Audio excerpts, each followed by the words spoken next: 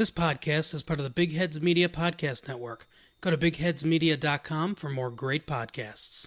Hey, I'm Ray Hudson, and you are, I don't know who you are, but you're listening to Blaugranagram. Don't be like them kids in the Blair Witch Project and go away. All right? Welcome to the Driven Shot Podcast. Hello, everyone, and welcome to the Driven Shot Podcast. I am your host, Omar Hawwash, and this podcast is brought to you by Blaugranagram and the Big Heads Media Podcast Network. First of all, I'd like to thank everyone for tuning in. This episode has been a long time coming. In fact, I was looking at some of the earlier tweets, and on October 26th of last year, I said that the episode would come out that following weekend, which didn't happen. And I want to take some time, just very briefly, to just thank you all for your support, really. On behalf of the entirety of the Blaugranagram staff, we've been working very hard on a lot of things. We've been working, obviously, on the articles, which has been a tough shift for our Twitter fan base, our Twitter followers, audience, and a lot of it has been positive. A lot of the reactions that we've received from you guys have been very positive. Some of them have obviously been talking more in the direction of why are you expanding, or why are you going on why are you doing this on a website? Why aren't you just keeping it in the thread format that everyone knew and liked? And maybe for some people, going and making this shift that we've made and doing it on a website might, for some people, seem a bit counterintuitive, or just seem like we're making it harder for people to get to the news that we're reporting. To that, I want to say, I know that obviously we have lost a handful of followers on Twitter. Truth be told, a couple of hundred actually. And when we made this shift, and when I started getting more people in to the brand, to the news outlet, and to try and strengthen the brand, I did want to go in the more news outlet-y sort of approach. I wanted to take that approach, and I wanted to further cement our status in the community and really portray Blaugranagram as I want to portray it. I think that part has been very, very successful. And the fact that we've reached the milestones that we have reached so far, I think, is very commendable, and it's something that we're very proud of in the staff. And I think for a lot of people, seeing the growth that we have made over the past almost 2 years at this point, really, is something that a lot of people talk to me about and tell me that they're very happy to see and they're very proud of it. And again, I just want to thank everyone for their support. I get and I understand that for many people, our shift might go against why people initially followed us, which was to get the news in a flash. You go in, or you see it on your feed, and you go, okay, well, cool, I've got everything. I'll just move on with my day and do whatever I'm doing, or keep scrolling through the timeline. And again, I understand that approach, and I understand that for many people, we might be moving in the wrong direction, but I genuinely believe that the way we're doing things now, I think, is the way that we really want to do it. I think we're covering everything perfectly, and I think one thing that we're missing is the connection with you guys. And that's why today I'm very happy to announce a brand new concept that we are going to implement on the website very, very soon. And the tentative name for it is the fan's voice. Now, the whole concept behind the fan's voice is that, at least for me, this platform that I've built and that has been sustained throughout the last couple of months, and especially recently, is something that was built largely based on the support that we've received from you guys. And what better way to repay that than by giving you guys a platform where you can voice your opinions on, and we'll relay that opinion on to the remainder of our audience. So the way this concept works, I'll write up an official statement regarding this. So if you're watching this podcast, or if you're streaming it on Spotify or Google Podcasts, wherever you're streaming this, you're one of the first people to know this. And once everything is set up and everything's been checked through, we'll release a statement telling you guys exactly how the process works. I'll give you a bit of a sneak peek. The way it works is you send us an email with an article, an opinionated article, where you voice your opinion on. That can be whatever, as long as it's football related.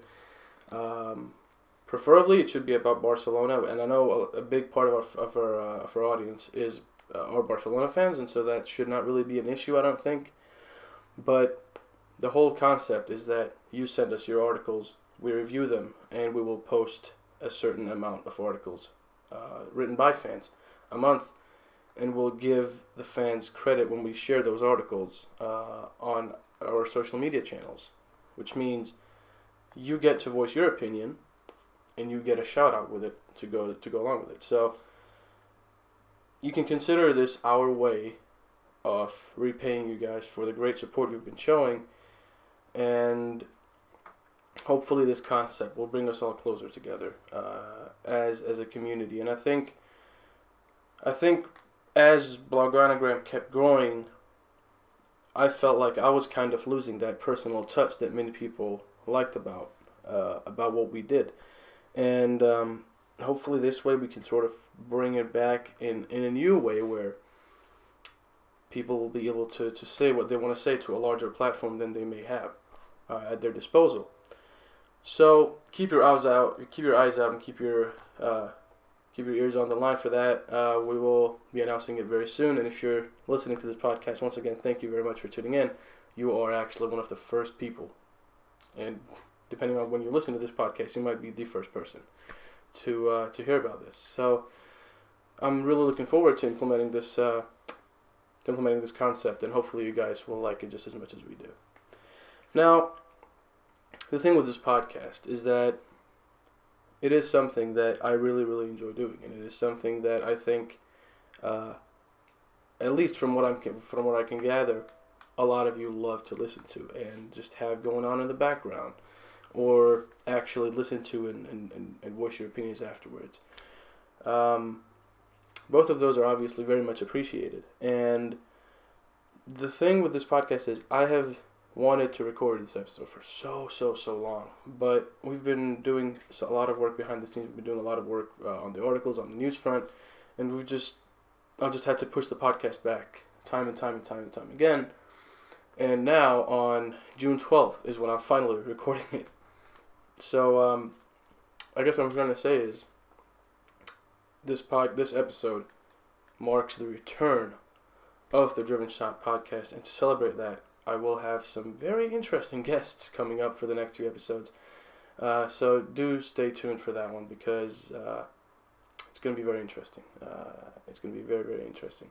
So the podcast is usually football related, and I want to kind of have it as a podcast where it's a mixture of football and also what's going around in the world outside of the footballing world. And so, as all of you know, the coronavirus pandemic hit the world by storm, and looking back at it, I think the thing that's been very interesting for me is how differently countries have handled it. You look at some countries and they've not closed anything at all, and you look at some countries where they've completely shut down everything, and then once they sort of controlled the virus and the spreading of the virus, they started slowly opening up again. Now that's the case here where I am in Denmark, where they pretty much closed everything down on March 12th, which I believe which is around 3 months ago roughly, and they've slowly opened everything up. And I know for a fact that the neighboring countries to Denmark have not been taking that approach. Sweden, for instance, have just kept everything open, and even encouraged for the neighboring countries to actually open up their borders again. So I'd like to know from you guys. I'd like to hear from you guys how the pandemic was handled in your country, and whether it's still something that is being dealt with very, very carefully, very delicately, or if it's pretty much blown over, so to speak. Because realistically, I don't think it has blown over in any place really, because the way it spreads is very dangerous, and it's something that we should always be aware of, at least given how it spread initially. And so I would like to hear how it's spreading for you guys, and how you guys have handled it, how you guys have been spending time during confinement, how you guys are spending time now after it. So let me know. I want to hear your guys' thoughts. I genuinely want to hear how you guys have been doing, what countries you're from, where you're tuning in from, and hopefully this podcast will be another sort of channel of communication between us and between you guys. So again, I will be doing my best to have these episodes out weekly, and I will keep you guys posted on when the episodes are out. I'm working on a sort of schedule that means that you will know exactly when it comes out every single week, and I will update you once I have that schedule finished. So, but again, it has been tough to talk about football when there really is no football, and so I thought today is when today is June 12th right now, because it's 3:30 in the morning, but yesterday, Thursday, is when La Liga returned with the Sevilla and Real Betis derby. So I thought now would be the right time to kind of have the return of the podcast, because football is returning as well, and there will be stuff to talk about, because I genuinely struggled to come up with ideas of things to talk about when football wasn't going, because at that point it's just going to be either a lot of speculation or just a lot of non-football talk on a football focused podcast, so it just wouldn't make a whole lot of sense. Now, that being said, football is returning, and I think it's going to be very interesting to see how the different teams cope with it. Admittedly, I did not have time to watch the Betis-Sevilla game, but I did watch some highlights, and I've read some things here and there in the papers, and kind of read how the game went. And I think the most interesting aspect definitely will be the difference in the levels of the players across the teams. So, for instance, we've heard about some teams where apparently everything is going really well and they're smooth sailing.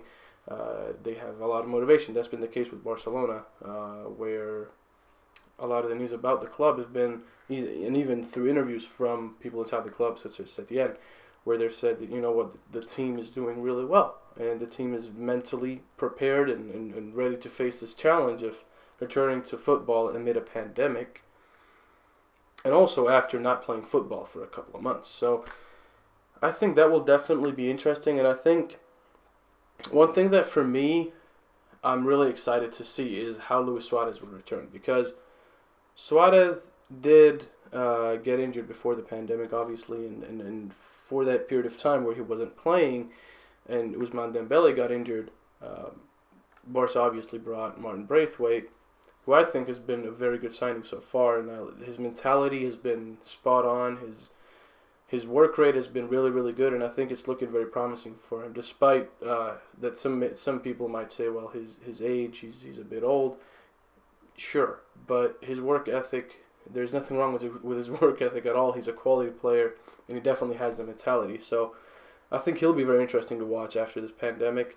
Suarez will be interesting to watch. Griezmann, from what I've seen in videos and what I've read in the papers and stuff, seems to be excited for the return and seems to be ready to face this challenge. And I think, if anything, this pandemic would have relieved some of the stress, especially for the players that just joined the club or just joined any club really, in terms of having to settle in and settle down and get to know their teammates and stuff, and maybe not having to focus on football every single day of their lives. Well, obviously they did have to keep themselves in shape and do some training drills at home, but the pressure is different, and I think that might have helped some of the newer players in different clubs settle in better with their teammates and with their team, and maybe even in the city, going to supermarkets and stuff like that. So I think this pandemic is going to be a very interesting turning point for football, at least in terms of how the teams will be. And Another thing to consider is that the new league season will start in September, and the transfer windows will take place in their usual time frames, which in Spain would be from July to August, to end of August, right? So, considering that the league will have just finished at the point where the transfer window starts, and then, according to various reports, the Champions League will start, and so you'll have the Champions League being played as teams are trying to get new players in, and I think that's a very interesting thing to see, because usually when teams buy players, they'll be able to use the players right away unless it's mid-season, and even then they might be able to use the players in certain competitions but not in other competitions. And so this way I think I could see that pushing some clubs to maybe not buying players in the summer and then waiting till the winter. But I think, and as we've mentioned many times at this point, I think the transfer window this summer, I think even maybe this whole year until the winter, and even the winter transfer window, I think will be heavily influenced by player exchange deals, so swap deals, and I think the way that the transfers will take place and loans will take place will be interesting, because you'll see so many clubs having players that they would like to offload, but because of the pandemic, those players drop in value, and at that point they just reach a value where it's really not worth the club's efforts to sell them or try as hard to sell them. And maybe even for some clubs that would be interested in buying them prior to the pandemic, at this point they might go, well, he's not really worth that much. He's not really worth that price tag, and then those players will end up staying in their clubs. So I have a feeling that this transfer window won't have as many transfers, maybe more loan deals than transfers, arguably, which I think is the case for many transfer windows. But I think especially this season, in the coming off season, I don't think we'll see many transfers take place, simply because of the financial situation in the aftermath that has taken place after the coronavirus pandemic. Now that being said, Barca do have some very interesting names, and some of them have been rumored to leave the club, such as Ivan Rakitic, Arturo Vidal, Artur, and I just want to go out and say this, because I do get asked this questions from time to time. I don't see Artur leaving. I genuinely don't. I think he's a phenomenal player. He has a great talent. He's very, very talented, and he obviously wants to succeed. He has a great mentality, and I think his similarities to former Barcelona midfielders as well in itself, and it being able to utilize that in the fashion that he is utilizing it, I think is something very, very good for the club. And the way the style of play that he has is very reminiscent of, for instance, Xavi. So the things like that, the fact that he just keeps pushing, saying he wants to stay at the club. His mother has come out several times at this point saying she wants him, saying that he wants to stay, that he's not leaving the club. And I just want to clarify that I don't think he's leaving, despite many rumors stating otherwise. Some other very interesting names that have popped up are Miralem Pjanic, who, as far as I know, continues to interest Barca. I don't know if their interest has dropped in him a bit after the negotiations haven't really been going as smoothly, I imagine, simply because of the fact that the clubs can't seem to agree on the players that should be included in the deals. But I could see Pjanic coming to Barcelona if... honestly, I'm just going to say this. For me, based on player profile and also roughly the age gap, I think if Pjanic does leave Juventus to join Barcelona, I think Ivan Rakitic or Arturo Vidal should go the other way. Simply because of their profiles are pretty similar, in my opinion. And at least for Rakitic's part, Vidal has interested Italy for quite some time now, when he has played in Juventus before. So it wouldn't exactly be a strange move for him, I don't think. And I think from Barcelona's perspective, they would want Pjanic because he's an experienced player, which makes sense because he also he remains a quality player despite Mauricio Sarri preferring Rodrigo Bentancur instead. But I still think Pjanic is a quality player, and I think he still has some to offer. And for me, I don't see Artur being the player that will go to Juventus as part of that deal. I think for me it would be, if I had to choose, I would say either a Rakitic, Vidal. It would pretty much be those two for me. It would be one of those two. I love what Vidal brings to the table, but he is an old player, and Pjanic is an old player too. But if Barcelona really do want to go through with this swap deal, I think it should be one of those two to leave, and not players like Artur or youngsters. I think that would be a huge mistake to make, because the youngsters that Barca have in their ranks are, some of them are extremely talented. We've seen Riqui Puig time and time again. We've seen Carlos Alenia, who's been doing well with Betis for the time that he's been there. Todibo has been very impressive with Schalke. Coutinho's situation remains in the air, sort of. Recent reports state that Tottenham are very, very interested in him and could make a move for him. So I think Coutinho's situation is going to be very interesting, and it's going to be very interesting to see where he ends up, because previously it has been said that Setien would like to deploy him in midfield, and then play sort of an interior role rather than having him out on the wing. And I think that could be very interesting to watch with a coach as intelligent and inventive as Setien is.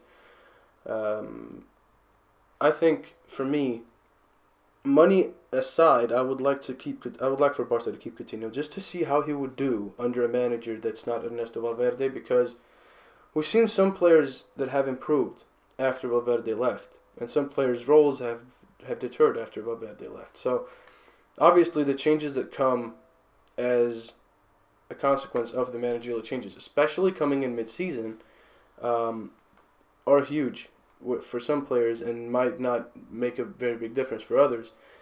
But I think I still think Coutinho has a role to play in Barcelona. I don't think his time is over with Barca yet, but if Spurs really do come in with an offer, and the offer appeals to Barca, I definitely could see him letting go of him.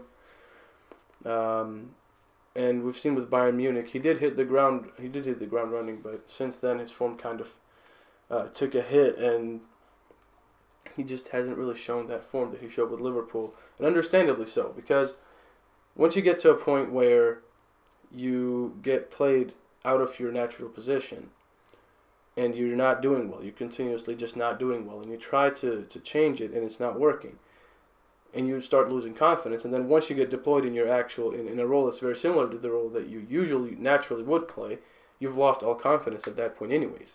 So then once you get a move to another club, with Bayern giving him the legendary number 10 previously worn by Arjen Robben, while that is a testament to the belief and the faith that they have in him, it also puts pressure on his back. And of course, as a professional, from a standpoint, you should be able to handle that pressure playing for a top club. But I think Coutinho should aim for a bit lower of a move to a bit, a club of less prominence, just to kind of not have the same pressure on him, because I think that's what he needs at this point. If he doesn't succeed at Barca, if he doesn't stay with Barca after the off season, I think you should go to a club where the pressure won't be as big on him. And I think that would help him revive his career, because he is a quality player when all is said and done. He is a quality player, and he has plenty to offer. Barcelona just hasn't been the right move for him, and hopefully Setien can help rectify that.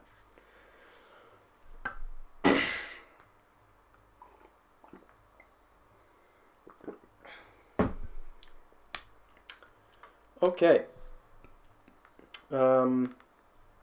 As for Lautaro and Neymar, because those are names that are thrown around a lot. As for those two, I think for Barca, realistically, I think it will be one or the other. I don't see them being able to go for both, unless they completely discard any other target they may have for their transfer window. From what I can tell, it seems like Lautaro is their priority right now, partly because of his age, and also because they know that Inter have this release clause set on him, which, as admitted to by their CEO, runs out on July 7th. Sorry. So, if they want to buy him through that release clause, they have to act fast, but they don't want to buy him through the release clause because it's a very high fee to pay, especially after the pandemic.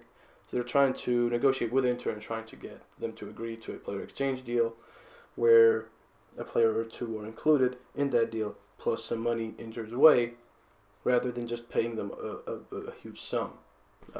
So, as far as I know, and my personal opinion, I think Lautaro is Barca's priority at the moment. I still think they have his name wobbling in the back of their head, but I think right now Lautaro is their priority, and understandably so, because of his age and because of how impressive his form has been. Not to say that that hasn't been the case for Neymar, but a player of Lautaro's age, only 22 years old, can be a huge purchase for any club in the world. And I know that some of you might argue that there are better talents out there or better players out there, but I guess we'll have to wait and see. I think it definitely seems like Barca are very interested in Lautaro, and I don't think that Barca's interest in Neymar has just completely been diminished just yet. I think they are still interested, but obviously their focus is shifting to the club that they can talk to, which is Inter. So that's what's going on right now, and what I am going to try and do with this podcast going forward, so I'm going to try to keep these episodes around half an hour long, and on that note, we'll move on to some questions. Now, please do keep in mind that these questions are from, respectively, January 28th of this year and March 20th of this year. And that's mainly because I have not gotten a lot of questions that I thought would be very interesting to answer. Not to say that your questions aren't interesting, but what I'm trying to say is we need more questions, and I imagine that as this podcast, goes up consistently again, I'll start receiving more questions.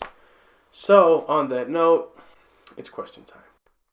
So, question number 1 comes from Subhash on Twitter. His Twitter handle is Leo, I believe, and you may correct me if I'm wrong, I believe that you meant, Leo My Goat, with the My spelled with an I instead.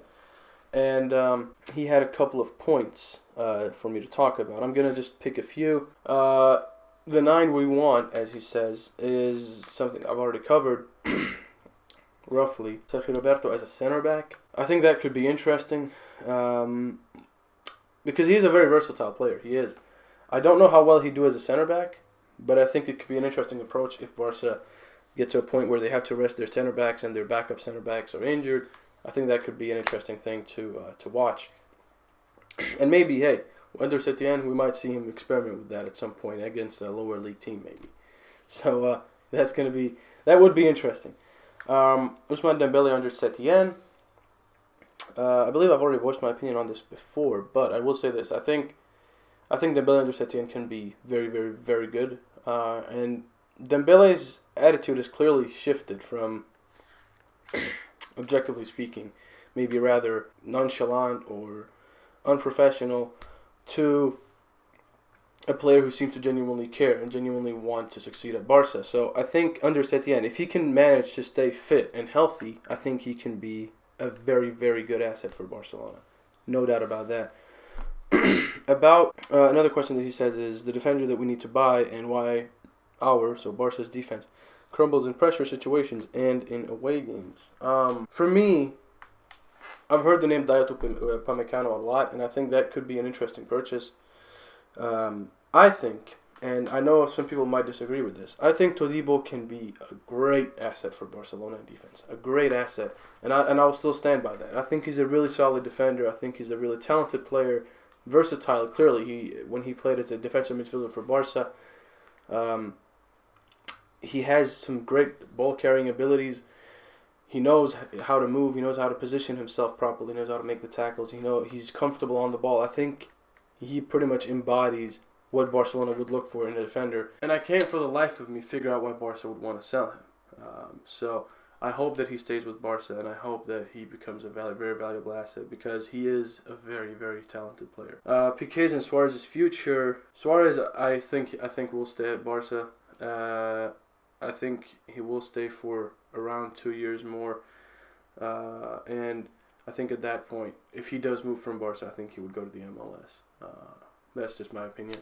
Piqué, I think, will slowly have a less prominent role, just gradually have his role decrease in the team. And if you ask me, I think he'd either retire at Barca, which I think is very likely, or if he still feels like he has some years in him, maybe go to Manchester United and finish off what he started. Suitable candidates at right back. I'm just going to throw some quick names here.